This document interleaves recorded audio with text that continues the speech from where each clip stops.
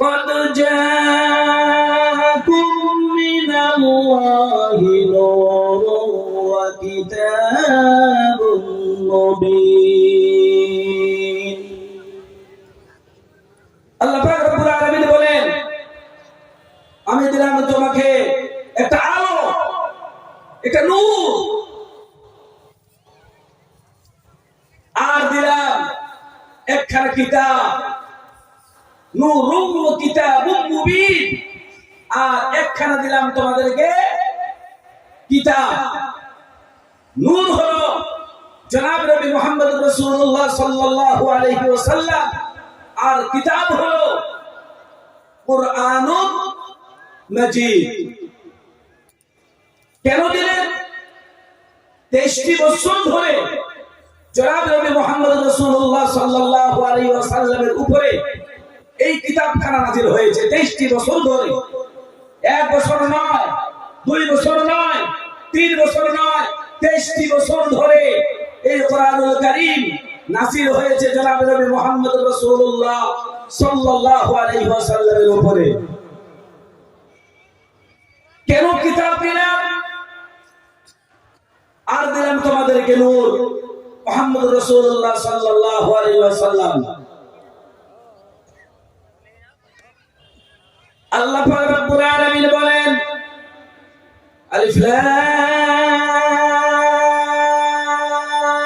রা, কিতাবুন আরসালনাহু ইলাইকা লিতুখরিজান নাসা মিনাজ যুলুমাতি ইলান নূর।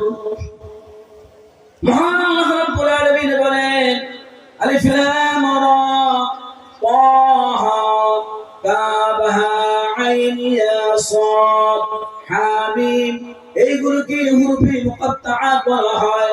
আল্লাহ পাক রব্বুল আলামিন সব পৃথিবীর মানুষের মুখে তালা লাগিয়ে দিলেন। কত বড় তুমি ডক্টর হও না কেন, কত বড় তুমি ইঞ্জিনিয়ার হও না কেন, কত বড় তুমি মুহাদ্দিস হও না কেন, কত বড় তুমি শাইখুল হাদিস হও না কেন, আলিফ লাম রা এই বলে তিনি সমস্ত পৃথিবীর মানুষের মুখে তালা লাগিয়ে দিলেন। যদি তোমাদের সাধ্য থাকে তাহলে এর মানে বলো, এর মানে বলো, দেখি কত বড় তোমাদের ক্ষমতা আছে, যে কত বড় তোমরা মিশর আজহার থেকে তোমরা ফারাক করে এসেছো, দেওবন্দ থেকে তোমরা কাসিমি হয়ে এসেছো, মুজাহিদুল উলুম থেকে তোমরা মুজাহিদ হয়ে এসেছো, কত বড় তোমাদের ক্ষমতা আছে বলো। এর মানে কি? আলিফ লাম রা হামিম সাদ নুন কাফ হা আইন ইয়া আইন সাদ বলো, এগুলোর মানে কি? এগুলোর মানে একমাত্র আল্লাহ সুবহানাহু ওয়া তাআলা এবং তার বান্দা এবং তার বন্ধু এবং তিনার পয়গম্বর জনাব নবী মুহাম্মদ রাসূলুল্লাহ সাল্লাল্লাহু আলাইহি ওয়াসাল্লাম ছাড়া আর কেউ জানে না। সুতরাং কেন দিলাম এই কিতাবখানা, কেন দিলাম আর নূর কেন দিলাম? আল্লাহ পাক জানাচ্ছেন, লিতুখরিজান নাসা মিনাল যুলুমাতি ইলান নূর। তার কারণ হলো তোমাকে আলো দিলাম, তোমাকে কিতাব দিলাম, যাতে করে যে সমস্ত মানুষেরা পথ ভ্রষ্টের ভিতরে পড়ে আছে, যারা অসৎ পথে পড়ে আছে, তাদেরকে তুমি লিতুখরিজান নাসা মিনাজ যুলুমাতি ইলান নূর, তুমি আলোর দিকে নিয়ে আসবে। এই জন্যই তোমাকে আলো দেওয়া হলো, এই জন্যই তোমাকে কি দেওয়া হলো? আলো দেওয়া হলো। সুতরাং এই কোরআন শরীফের ভিতরে 6666টি আয়াতের ভিতরে জাহান্নামের ব্যাপারে আল্লাহ পাক রব্বুল আলামিন অনেক আয়াত নাযিল করেছেন এবং জান্নাতের ব্যাপারেও অনেক আয়াত আল্লাহ রাব্বুল আলামিন নাযিল করেছেন। ভাইরা আমার, আল্লাহ পাক রব্বুল আলামিন বলেন, কাল কিয়ামতের দিন যখন মানুষ চিৎকার করবে, যখন জাহান্নামের ভিতরে চিৎকার করে, এমন তারা চিৎকার মারবে, জান্নাতীদেরকে দেখে দেখে তারা লক্ষ্য করে বলবেন, ও জান্নাতবাসীরা, আজ তোমরা জান্নাতে এসেছো, তোমাদের আমল ভালো ছিল, তোমাদের নেক আমল ছিল, তোমাদের ঈমান ছিল বলে আজ তোমরা আল্লাহ পাক রব্বুল আলামিনের হুকুমকে আর নবীর তরকাকে তোমরা বজায় রেখে এসেছো। সুতরাং আল্লাহ পাক রব্বুল আলামিন তোমাদের জন্য জান্নাতের জায়গা করে রেখেছেন। আল্লাহ পাক রব্বুল আলামিন তোমাদেরকে জান্নাতে বসবাস করার জন্য জায়গা করে দিয়েছেন। আজ আমরা আমাদের এত দুর্ভাগ্য যে আমরা এমন হতভাগ্য হয়ে গেছি, আজ আমরা জাহান্নামের ভিতরে কান্নাকাটি করি। জাহান্নামের ভিতরে শোয়ার কোনো জায়গা নাই, জাহান্নামের ভিতরে খাইতে চাইবো, খাইতে কোনো আরাম নাই। জাহান্নামের ভিতরে যখন ঢুকেছি, এই জাহান্নামের ভিতরে শুধু যন্ত্রণাদায়ক জায়গা ছাড়া আর কিছুই নাই। আমার ভাইরা, আমার বন্ধুরা, আল্লাহ পাক রব্বুল আলামিন এবারে জানিয়ে দিলেন ওই সমস্ত জাহান্নামীরা তারা চিৎকার মারে তার কাঁদবে আর বলবে, ওয়ানাদা আসহাবুন নারি ওয়া আসহাবুল জান্নাহ। জাহান্নামবাসীরা জান্নাতবাসীদের দিকে লক্ষ্য করে বলবে, হে জান্নাতবাসীরা, আজ আমরা মহা বিপদে পড়ে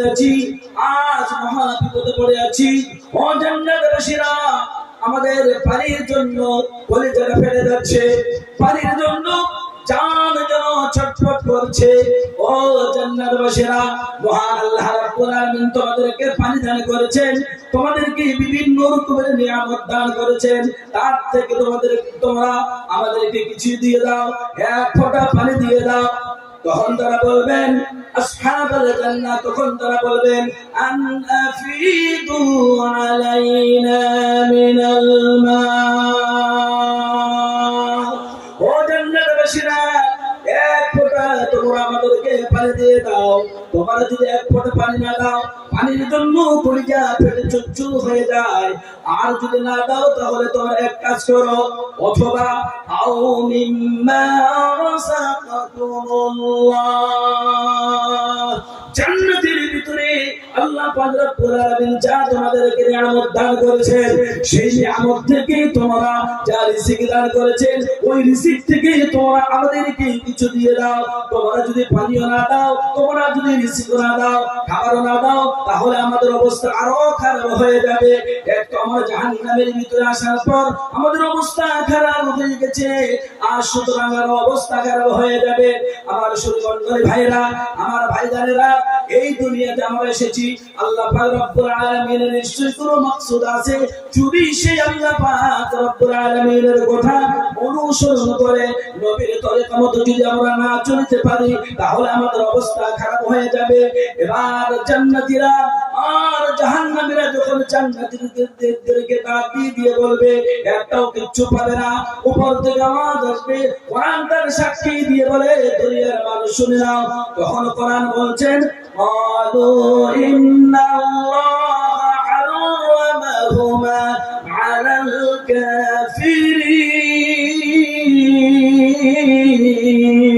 কাফিরিন। কোরআন সাক্ষী দিয়ে বলে, উপর থেকে আওয়াজ আসলো, ও জান্নাতবাসীরা, ও জান্নাতের পুরুষেরা, ও জান্নাতের মহিলারা, তোমরা শুনে নাও, এই সমস্ত জাহান্নামীরা ছিল বদমাশ, এই সমস্ত জাহান্নামীরা হলো কাফের, এই সমস্ত জাহান্নামীরা হলো বেঈমান। খবরদার, খবরদার, আমি আল্লাহ তোমাদেরকে জান্নাতের ভিতরে যা কিছু দিয়েছি, আমি কাফের বেঈমানদের জন্য আমি নিষিদ্ধ, হারাম করে দিয়েছি। পাবে না তোমরা, সেখানে তোমরা পানিও পাবে না, এবং সেখানে তোমরা কোনো রিজিকও পাবে না, কোনো খাবারও তোমরা পাবে না। মোরা কেমন মুসলমান, মোদের নাই গো কাণ্ড জ্ঞান।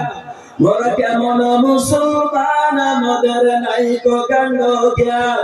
যুগের হাওয়া বয়ে গেল, মোদের সব গেল ঈমান। মোরা কেমন মুসলমান।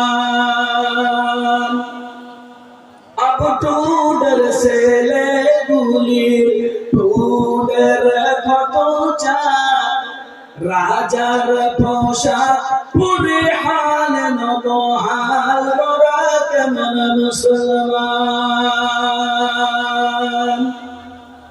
সিনেমা হালে হাজিরাটা প্রতিদিন দিতে হয়, সিনেমা হালে হাজিরাটা প্রতিদিন দিতে দিতে হয় জলসা মিলাদে প্যান্ডেল ফাঁকা পড়ে রয় মোরা কেমন মুসলমান আমাদের নাই কুকাণ্ড জ্ঞান যুগের হাওয়া বয়ে গেল মোদের সব গেল ঈমান আমরা কেমন মুসলমান আমরা মুসলমান আমাদের কোনো চিহ্ন নাই আমরা মুসলমান আমরা মসজিদে যাই না আমরা মুসলমান আমরা রমজান মাস রোজা আসলে পরে রোজা রাখি না আমরা এমন কেমন মুসলমান হলাম আল্লাহ পাক রব্বুল আলামিন বলেন ইয়া আইয়ুহাল্লাযীনা আমানু তাকুল্লাহা হাক্কা তুকাতিহি ওয়া লা তামুতুন্না ইল্লা ওয়া আনতুম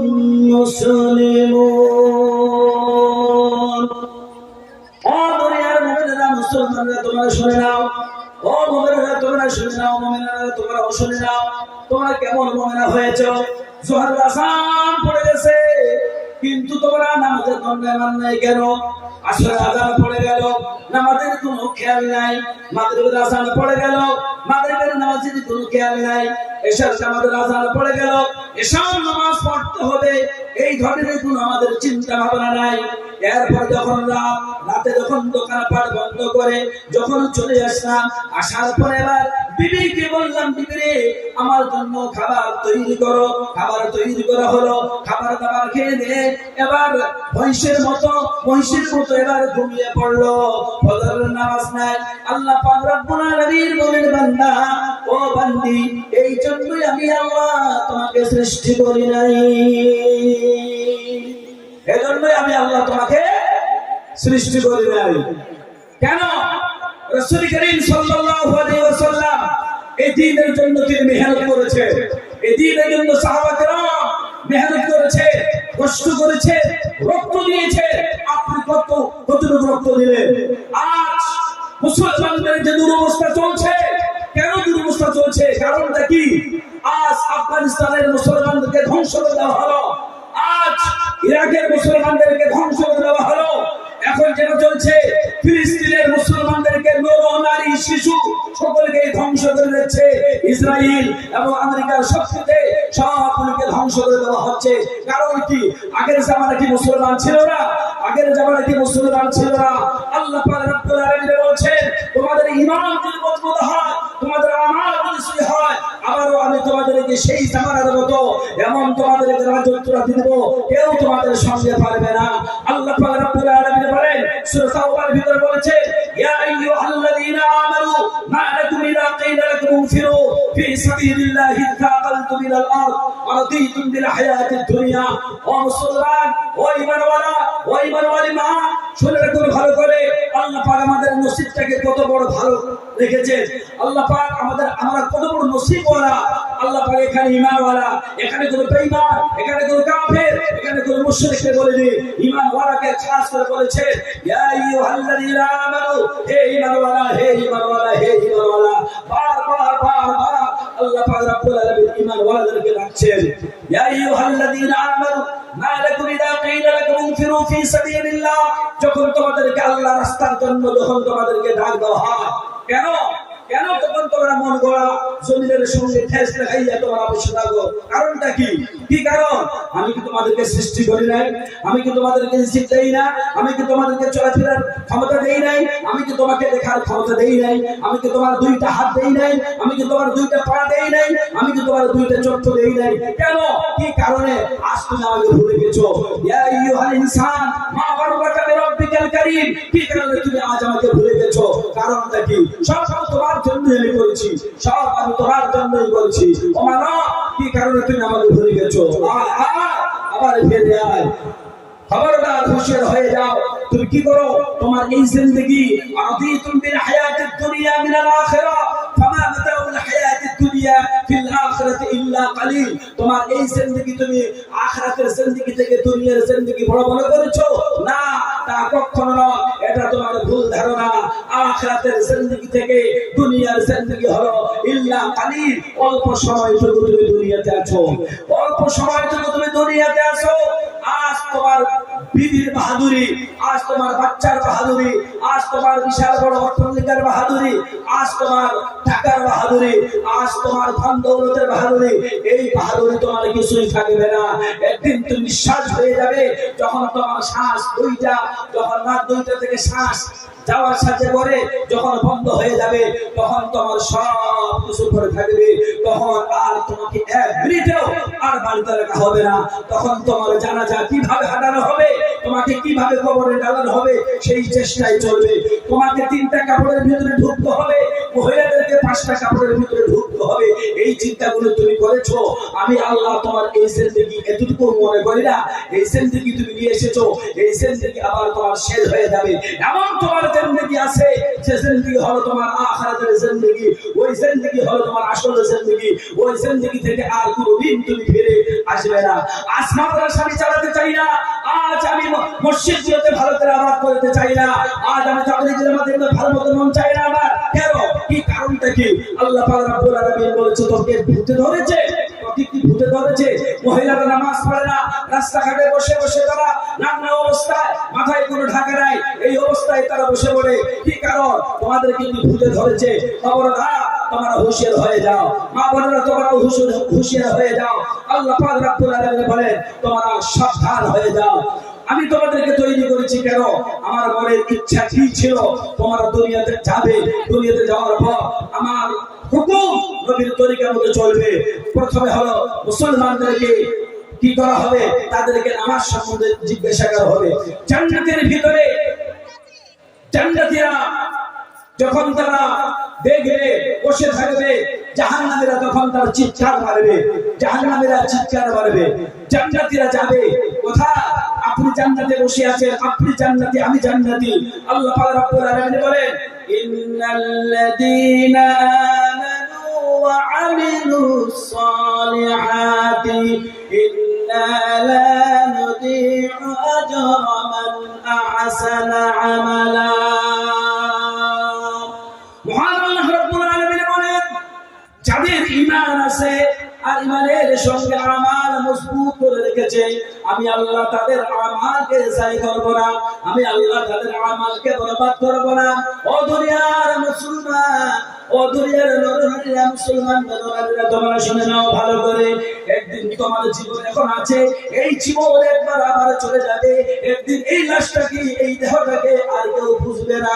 তোমার বেটা বুঝবে না, তোমার মা বুঝবে না, তোমার বোন বুঝবে না, তোমার ভাই বুঝবে না, কেউ তোমাকে বুঝবে না।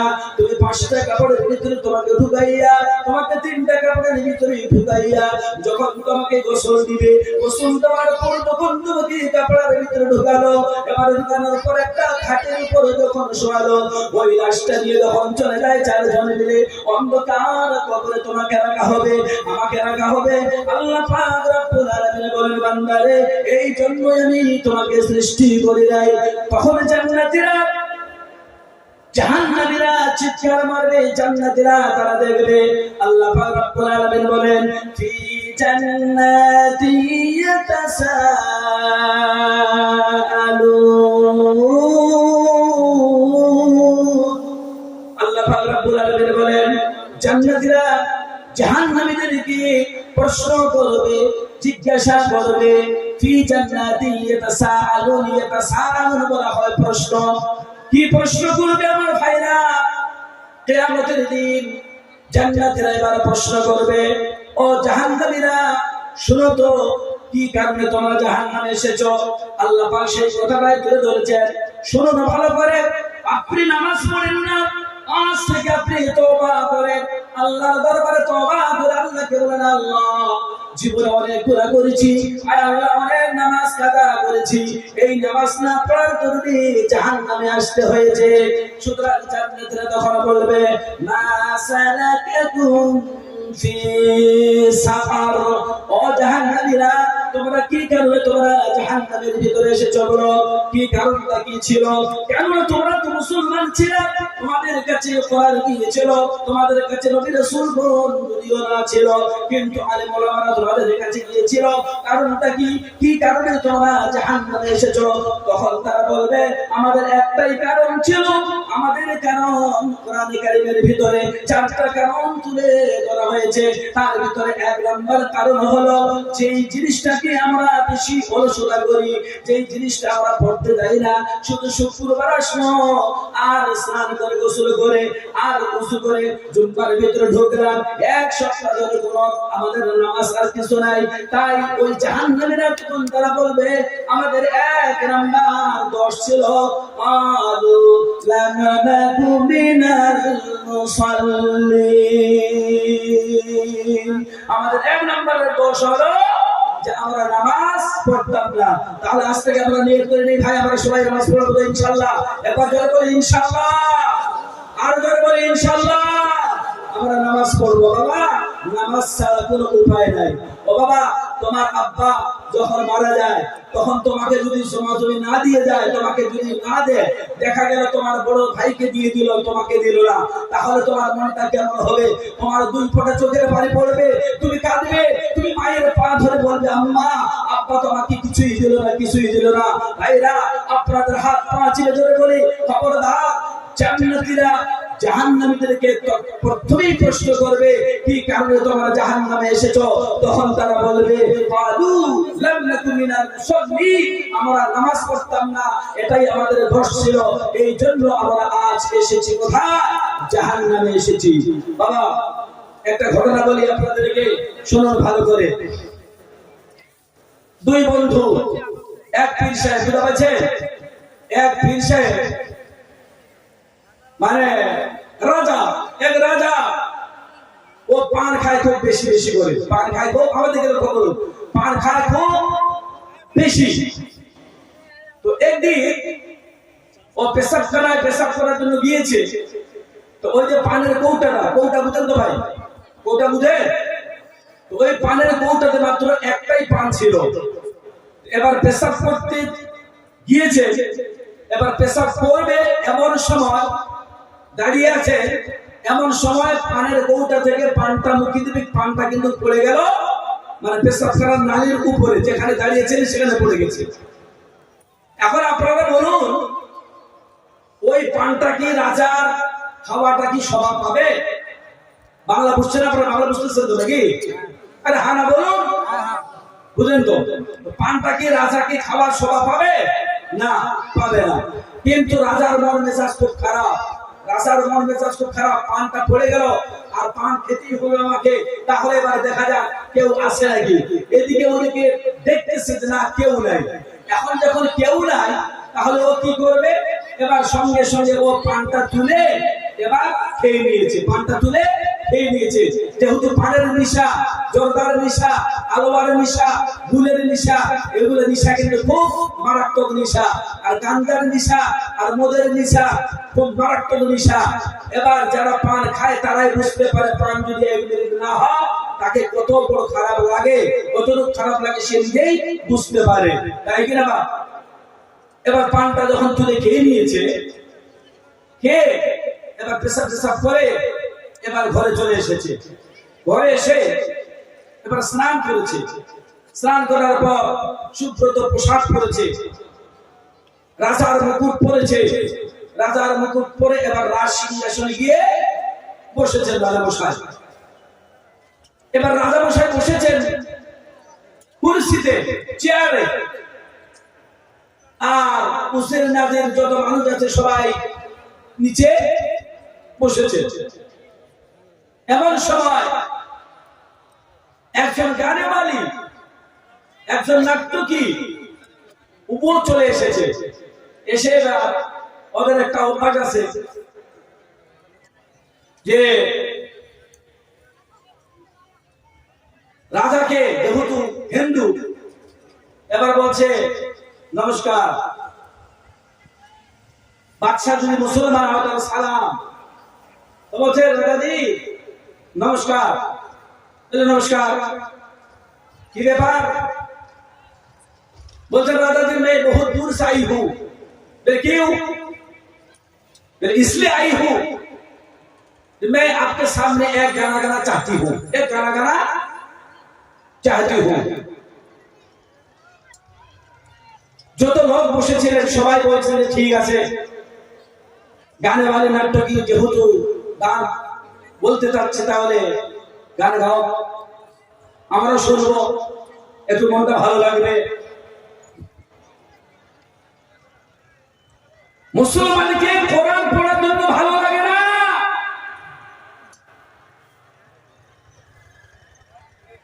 কোরআন পড়বে সেই শিক্ষাটাও নাই। দিন রাত মোবাইল নিয়ে পড়ে আছে, দিন রাত মোবাইল নিয়ে পড়ে আছে। এমনকি রাত 12টা পর্যন্ত মোবাইল দেখতেছে, রাত 12টা চলে গেল, 2টা 1টা চলে গেল, মোবাইল দেখতে দেখতে মোবাইল একদিকে খুলে আছে, ওই বেচারা যুবক ঘুমিয়ে শেষ।